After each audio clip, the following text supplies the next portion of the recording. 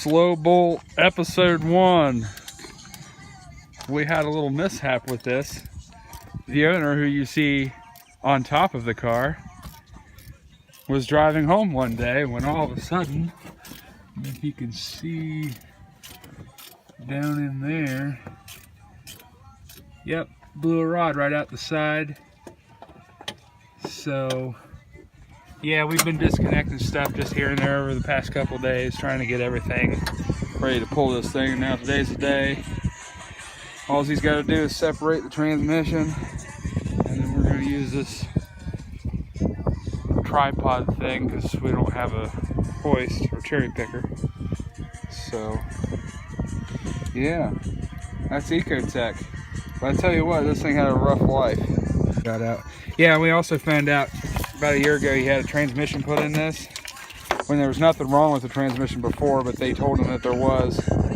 So, and at the time he didn't have the means to work on it. So we get to working on this one here the other day and notice that there's 2 bolts missing that's supposed to marry the transmission to the motor. And yeah, so it probably didn't help things, but I doubt that's the initial cause. Actually, there was a head gasket failure, and he had an emergency where he absolutely had to drive it, knowing that there was coolant mixed with oil, and it was very milky, and yes, and well, he drove it anyhow, and kaboom, it went. Yep. So don't do that. It doesn't end well, unless you already have plans to pull your motor for God knows what reason. But on another note, we got the Fiesta fixed last week. It doesn't look very pretty, but it sounds nice. It's running open down pipe now. We fixed all the spitting and sputtering. Turns out the spark plugs just needed re-gapped. Right here. This will be the still. Man, if I had a camera stand for this, I'd set it up and we could do an elapsed time thing, you know. Well, I guess one good thing he's got on this, a couple good things he's got. He's got drilled slotted rotors, and you say you got ceramic pads. Ceramic heat treated carbon ceramic heat treated pads. But back still drum brakes, and I guess on these cars it's not really worth doing the swap. It's quite a bit of money for, you know, just a basic swap. I guess it's easier to do a 5-lug swap, but he's not going to do a 5-lug swap if he just got these ones not too long ago.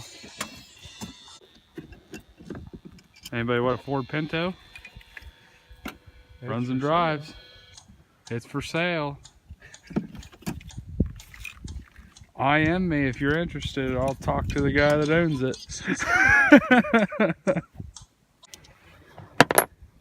So those lines right there, they're cut.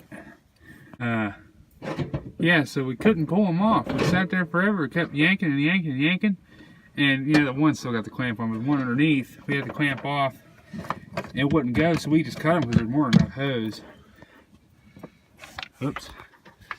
And so I ended up cutting it, and I started trying to cut around the top and started peeling it off. And it's melted on there. So that explains why we couldn't get it off. Here in Redneck City, Ohio, USA. You see that logo right there? Bald eagles. That's what that means. Freedom.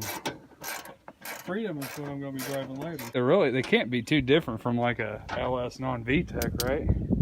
Be careful with this knife, because this knife means a lot to me. I'm just cutting a zip tie. Yeah, I wish you wouldn't use that blade. Why? Because that's a nice blade. That's the one I skin stuff with. I use it for scooping peanut butter out. That's what she said.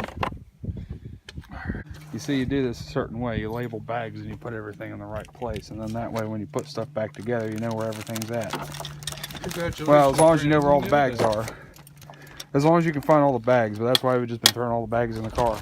And then we just have to dig through all the trash and junk in the car. Right?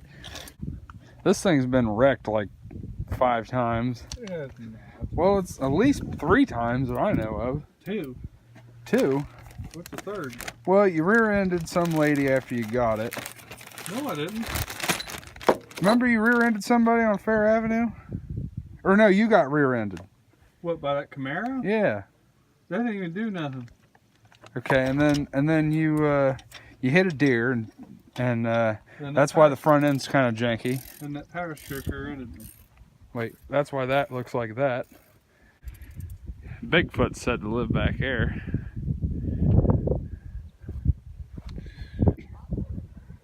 Here, kitty, kitty, kitty. She ain't paying attention. All right, we're rolling. Let's get this show on the road. I think somebody drunk put that in. Put the motors in like that, they must have been drinking. Put it in sideways? Yeah. That's the way it's supposed to be. It's finally coming out. Persistence is key, I suppose. I didn't have no bolts out.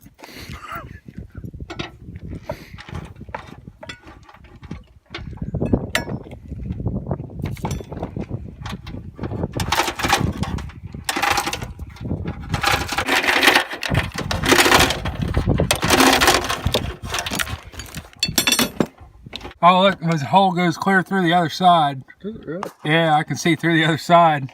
It does. Look at that, people. That's a crank. Yeah. There it is. It's cracked down too a little bit. Huh? So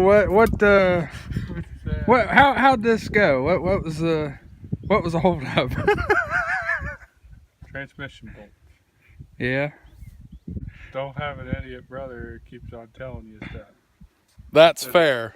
That isn't right. This has 2 holes. Yep. It's 2 holes. That's so you can see to the other side. Yeah, it's like a window.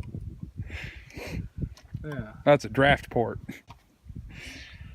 All right, well, I guess that concludes the Next will be disassembly. video of pulling the motor out of the bagging wagon. And next video will be disassembly, tearing it apart, seeing exactly what went wrong. We gotta get the crank out of there anyways if it's salvageable. Head's coming off. It's worth seeing if it is. Head's coming off to eventually get sent to be port and polished. Alternator's coming off, pressure's coming off. Manifold, throttle body. Everything else can be reused.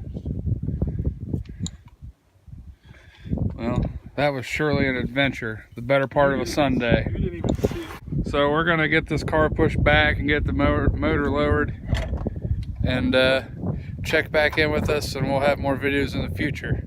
Like and subscribe, whatever it is. Keep your eye out. Maybe comment, give me suggestions.